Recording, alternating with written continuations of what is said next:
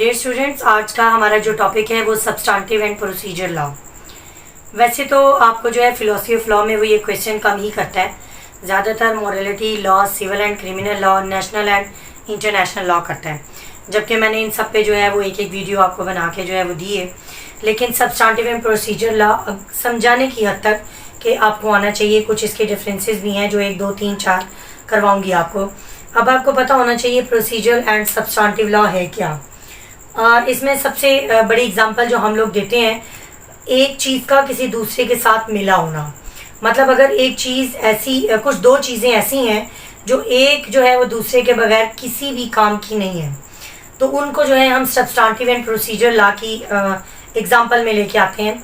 इसमें लोग जो हैं या हमारे टीचर्स जो हैं वो ज़्यादातर एग्जांपल हमें दिया करते थे जूस की, जो हम बच्चों को जूस लेके देते हैं, उसके साथ स्ट्रॉ की, कि अगर आप जूस पीते हैं तो स्ट्रॉ एक साथ वो आपको जो है वो दिया जाता है ताकि आप उसके साथ जो है वो जूस जो है वो पी सकें। अगर आप वो स्ट्रॉ नहीं यूज़ करते तो वो जूस जो है वो आप एफिशिएंटली अच्छे तरीके से मैनर्स के साथ नहीं पी सकते। तो इसी तरह जब हम इसको थोड़ा सा एलेबोरेट करते हैं, जब हम आगे जाते हैं, तो राइट्स एंड लायबिलिटीज़ जो हैं वो आपको सब्सटेंटिव लॉ में बताई जाती हैं। अब हम आराम से कहते हैं कि जी ये आपका हक है, ये मेरा हक है, ये मेरे लिए फ़र्ज़ है, ये आपके लिए फ़र्ज़ है। तो ये हमें चीज़ बताती कौन है कि हमने अपना हक लेना कैसे है। अब राइट आपके अगर बता दिए गए, लेकिन उन राइट को आपने अवेल कैसे करना है या किसी दूसरे बंदे को बाउंड कैसे करना है कि वो आपके राइट को वायलेट ना करे, तो वो उसको हम प्रोसीजर लॉ में लेके आते हैं। अब इन दोनों को अगर आप अकेले में देखें तो उसकी कोई वैल्यू नहीं। सब्सटेंटिव लॉ अकेले माना जाता है, जबकि प्रोसीजर लॉ की कोई औकात नहीं अगर सब्सटेंटिव लॉ साथ ना हो। इसकी एग्जांपल इस तरह से देते हैं आपको कि थेफ्ट, चोरी या मर्डर, कत्ल। आपको ये कहा गया कि no person should be deprived from his life. किसी बंदे को उसकी ज़िंदगी से महरूम नहीं किया जाएगा। ये कौन बताता है? आपका कॉन्स्टिट्यूशन। उसके राइट जो फंडामेंटल राइट्स हैं उसमें बताया जाता है लाइफ की सिक्योरिटी के बारे में। अब ये बताया गया कि अगर कोई आपके इस राइट से आपको डिप्राइव करेगा तो वो राइट आपका जो ख़त्म करेगा, इस चीज़ को बोला जाएगा ऑफेंस। ऑफेंस जुर्म। अब ऑफेंसेस किस में बताए गए? आपके पाकिस्तान पीनल कोड में, जो कि आपकी पाकिस्तान की सज़ाएं हैं। अब उसमें ये भी बताया गया कि अगर कोई बंदा आपको आपकी ज़िंदगी से महरूम करेगा तो वो अब 4 काइंड्स हैं। वो तो जब हम कत्ल के बारे में बात करेंगे तो डिटेल में इसको जो है वो एलेबोरेट करेंगे। लेकिन आज सिर्फ इतना ही कि अगर आप किसी की जान लेते हैं तो वैसे तो ये 4 हैं और सबकी सज़ा जो है 302 नहीं है, लेकिन ज़्यादातर लोग जो है वो 302 को जानते हैं। तो चलें 302 की ही एग्जांपल लेते हैं कि इंटेंशनली अगर आप किसी को कत्ल करते हैं तो उसकी सज़ा 302, यानी उसको भी ताज़ीरात के तहत कत्ल किया जाएगा, सज़ा दी जाएगी फांसी की, यानी उससे भी उसकी जान ले ली जाएगी।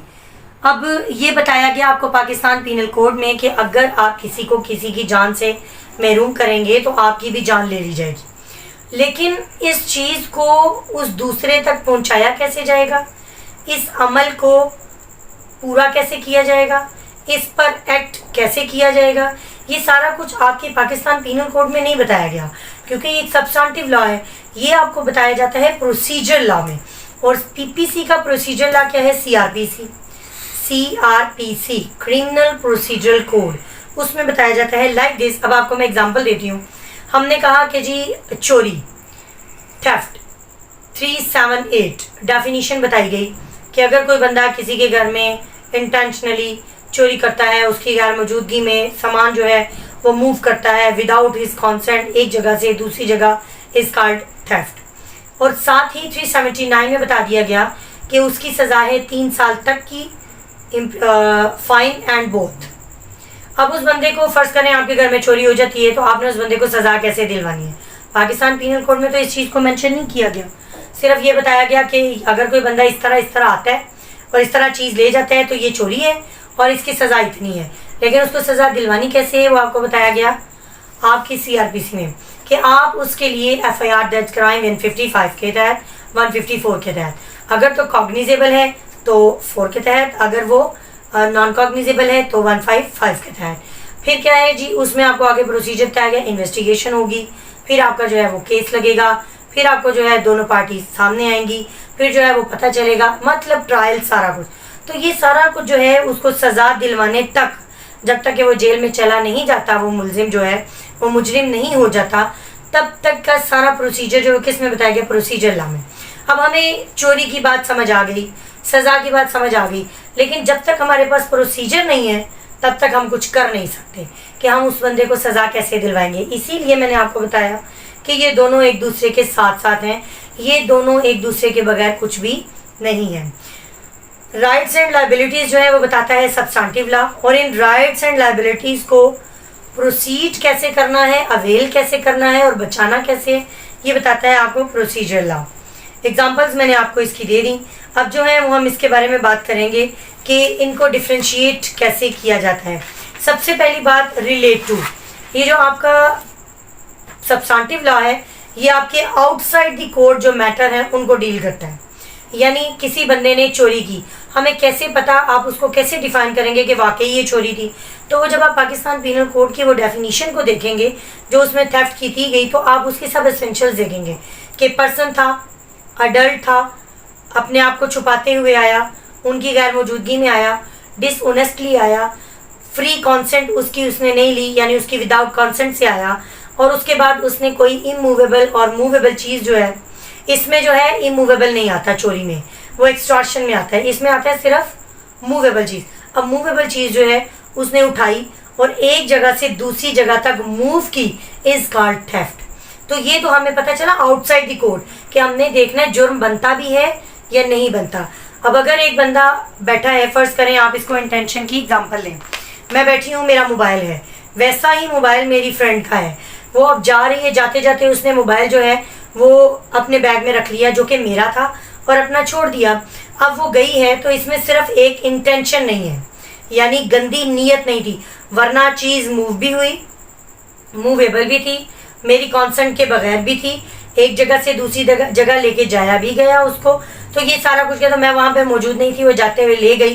तो ये भी, इस चीज़ को आप चोरी नहीं कहेंगे, ये जो है इसमें कोई उसकी क्या नहीं थी, बदनीयती और इंटेंशन नहीं थी, इसको आप चोरी नहीं कहेंगे।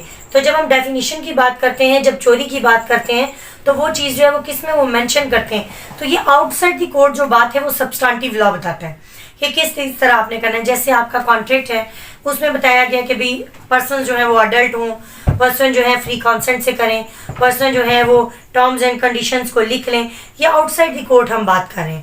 लेकिन अगर फर्ज करें कॉन्ट्रैक्ट पूरा नहीं हुआ और उस कॉन्ट्रैक्ट को स्पेसिफिकली परफॉर्म कैसे करवाना है, वो आपको आपका प्रोसीजर बताएगा। स्पेसिफिक रिलीफ और सीपीसी के तहत आप क्या करेंगे, उस बंदे को कहेंगे कि नहीं जी, जो आपने वादा किया था उस वादे को फौरी तौर पर पूरा किया जाए मेरे लिए। इसी तरह जो चोरी हुई एफआईआर करवाई जाएगी, उससे आगे का जो प्रोसेस है, ये सारा कुछ जो इनसाइड द कोर्ट है वो कहाँ पे होगा, आपका प्रोसीजर लॉ में। तो पहले बात क्या की हमने, जो आपका है सब्सटेंटिव लॉ, वो उन मैटर्स को डील करता है जो कि आउटसाइड द कोर्ट है, और प्रोसीजर लॉ जो है वो उन मैटर्स को डील करता है जो कि इनसाइड द कोर्ट है। इसके बाद हम कॉन्टेक्स्ट की बात करेंगे। जो आपका सब्सटेंटिव लॉ है वो applicable to the legal context only, जबकि प्रोसीजर लॉ जो है वो आपके लीगल एंड नॉन लीगल दोनों पर एप्लीकेबल है। अब जब हम बात करेंगे गवर्नेंस के लिहाज से, तो सब्सटेंटिव लॉ हमें ये बताता है हाउ पीपल शुड बिहेव, कैसे बिहेव करना है हमने लोगों के साथ। मतलब वाकई ये डेफिनेशन थेफ्ट में आ रही है, मर्डर की जो डेफिनेशन है, इसने जो एक्ट किया वो उस पर पूरा हो रहा है। हमने उस बंदे के बिहेव को चेक करते हुए जो है वो देखना है कि आया ये ऑफेंस बन भी रहा है या नहीं। लेकिन जब हम बात करेंगे प्रोसीजर की, तो हाउ लीगल केस फॉलो, किस तरह से हमने केस को लेके चलना है, किस तरह से ट्रायल चलेगा, किस तरह से उसको पनिश करवाना है। जब हम बात करेंगे कंसर्न की, तो जो आपके सब्सटेंटिव लॉ है वो fixation rights and duties of the citizens, उसमें वो हमें बताता है राइट्स एंड ड्यूटीज के बारे में। जैसे मैंने आपको अभी बताया कि हक है कि किसी को लाइफ से महरूम ना करें, और आप बाउंड हैं, और अगर आप ऐसा नहीं करते तो इट्स मीन आपने ऑफेंस किया, आपने गवर्नमेंट के खिलाफ एक्शन लिया, गवर्नमेंट के खिलाफ आप उठे, तो गवर्नमेंट इसके लिए आपको पनिश करेगी। जबकि प्रोसीजर में जो है ये आपको वे बताया जाता है, मीन्स बताए जाते हैं, तरीके, मेथड बताए जाते हैं कि किस तरह से आपने सब्सटेंटिव लॉ को इम्पोज करना है। तो ये जो है ये इसके डिफरेंसेस थे सब्सटेंटिव एंड प्रोसीजर लॉ के। अगर फर्ज करें आपको 5 नंबर का या 10 नंबर का आपसे वो एक जुज के तौर पर पूछ लेता है, जिसमें आपको 2-3 बातें उसने पूछी हों, तो आप इसको जो है वो एग्जांपल्स के साथ, मैंने आपको कम से कम 2-3-4 एग्जांपल्स दी, सिविल की भी दी, क्रिमिनल की भी दी, सब्सटेंटिव एंड प्रोसीजर की सारी डिटेल में दी हैं। आप उन एग्जांपल्स को देते हुए इनके ये जो 5-6 पॉइंट्स हैं उसको डिफ्रेंशिएट करते हुए अपना ये टॉपिक जो है वो क्लियर कर सकते हैं। नोट्स आपको जो है वो इस लेक्चर के साथ ही जो है प्रोवाइड कर दिए जाएंगे।